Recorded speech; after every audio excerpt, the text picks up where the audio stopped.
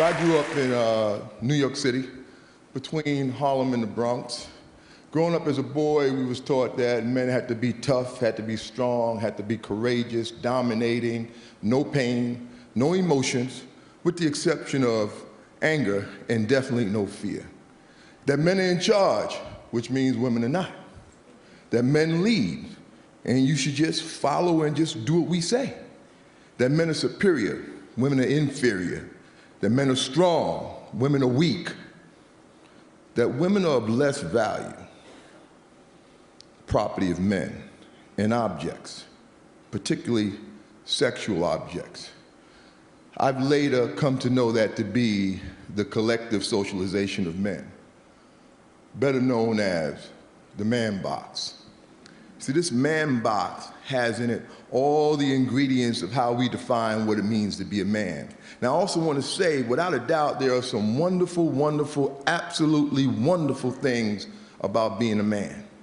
Well, at the same time, there's some stuff that's just straight up twisted.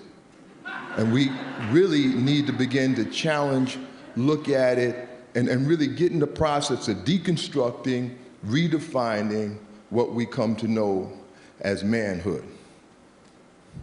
This is my two at home, Kendall and Jade. They're 11 and 12. Kendall's 15 months older than Jade. There's a period of time, when my wife, her name is Tammy, and we just got real busy and whip, whip, bit, bam, boom, Kendall and Jade. Right? And when they were about 5 and 6, 4 and 5, Jade could come to me. It didn't matter, come to me crying, It didn't matter what she was crying about. She can get on my knees, she can snot my sleeve up, just cry it out, Daddy got you, that's all that's important. Now Kendall, on the other hand, and like I said, he's only 15 months older than her, he come to me crying. It's like soon as I would hear him crying, a clock would go off. I would give the boy probably about 30 seconds, which means by the time he got to me, I was already saying things like, why you crying? Hold your head up, look at me, explain to me what's wrong, tell me what's wrong, I can't understand you while you're crying. And out of my own frustration of my role and responsibility of building him up as a man to fit into these guidelines and these structures that are defining this man box, I would find myself saying things like, just go in your room. Just go on in your room, sit down, get yourself together, and come back and talk to me when you could talk to me like a what? A man. Like a man. And he's 5 years old. And as I grow in life, I would say to myself, my God, what's wrong with me? What am I doing? Why would I do this? And I think back to my father. There was a time in my life where we had a very troubled experience in our family. My brother Henry, he died tragically when we was teenagers. We lived in New York City, as I said, we lived in the Bronx at the time. And the burial was a place called Long Island. It was about 2 hours outside of the city. And as we were preparing to come back from the burial, the cars stopped at the bathroom, to let folks take care of themselves before the long ride back to the city. And the limousine empties out. My mother, my sister, my auntie, they all get out, but my father and I stayed in the limousine. And no sooner than the women got out, he burst out crying. He didn't want to cry in front of me, but he knew he wasn't going to make it back to the city. It was better me than to allow himself to express these feelings and emotions in front of the women. And this is a man who 10 minutes ago had just put his teenage son in the ground. Something I just can't even imagine. The thing that sticks with me the most is that he was apologizing to me for crying in front of me. And at the same time, he was also giving me props, lifting me up for not crying. I come to also look at this as this fear that we have as men, this fear that just have us paralyzed, holding us hostage to this man box. I can remember speaking to a 12-year-old boy, a football player, and I asked him, I said, how would you feel if in front of all the players, your coach told you you were playing like a girl? Now, I expected him to say something like, I'll be sad, I'll be mad, I'll be angry, or something like that. No, the boy said to me, it would destroy me. And I said to myself, God, if it would destroy him to be called a girl, what are we then teaching him about girls?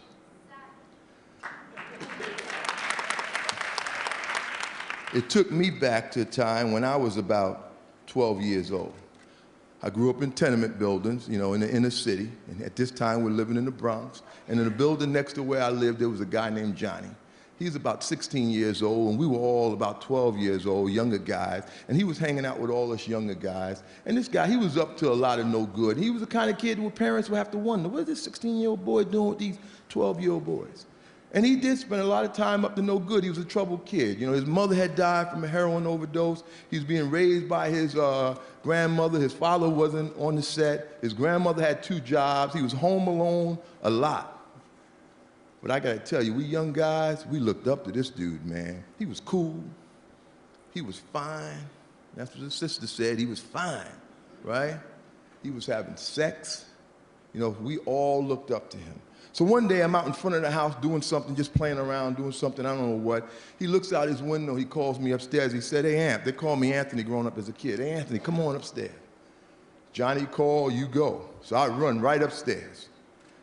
As he opens the door, he says to me, do you want some? Now, I immediately knew what he meant, because for me growing up at that time and our relationship with this man box, do you want some meant one or two things, sex or drugs. And we weren't doing drugs. Now, my box, my card, my man box card was immediately in jeopardy. 2 things. One, I never had sex. We don't talk about that as men. You only tell your dearest, closest friends sworn to secrecy for life the first time you had sex. For everybody else, we go around like we've been having sex since we was 2. There ain't no first time. The other thing I couldn't tell him is that I didn't want any. You know, that's even worse. We're supposed to always be on the prowl. Women are objects, especially sexual objects. So anyway, I couldn't tell him any of that. So like my mother would say, make a long story short, I just simply said to Johnny, yes. He told me go in his room. I go in his room, on his bed is a girl from the neighborhood named Sheila. She's 16 years old, she's nude. She is what I know today to be mentally ill, higher functioning at times than others. We had a whole choice worth, you know, inappropriate names for her. Anyway, Johnny had just gotten through having sex with her. Well, he actually raped her, but he would say he had sex with her because while Sheila never said no, she also never said yes. So he was offering me the opportunity to do the same. So when I go in the room, I close the door. Folks, I'm petrified. I stand with my back to the door so Johnny can't bust in the room and see that I'm not doing anything. And I stand there long enough that I could have actually done something. So now I'm no longer trying to figure out what I'm going to do. I'm trying to figure out how I'm going to get out of this room. So in my 12 years of wisdom, I zip my pants down, I walk out into the living room, and lo and behold to me, while I was in the room with Sheila, Johnny was back at the window calling guys up. So now it's a living room full of guys, like, you know, like the waiting room in the doctor's office. And they asked me, how was it? And I say to them, it was good. And I zip my pants up in front of them, and I head for the door. Now, I say this all with remorse, and I was feeling a tremendous amount of remorse at that time, but I was conflicting, because while I was feeling remorse, I was excited, because I didn't get caught, but I knew I felt bad about what was happening. This fear of getting outside the man box totally enveloped me. It was way more important to me about me and my man box card than about Sheila and what was happening to her. See, collectively, we as men are taught to have less value in women, to view them as property and the objects of men. We see that as an equation that equals violence against women. We as men, good men, the large majority of men, we operate on the foundation of this whole collective socialization. We kind of see ourselves separate, but we're very much a part of it. You see, we have to come to understand that less value, property, and objectification is the foundation, and the violence can't happen without it.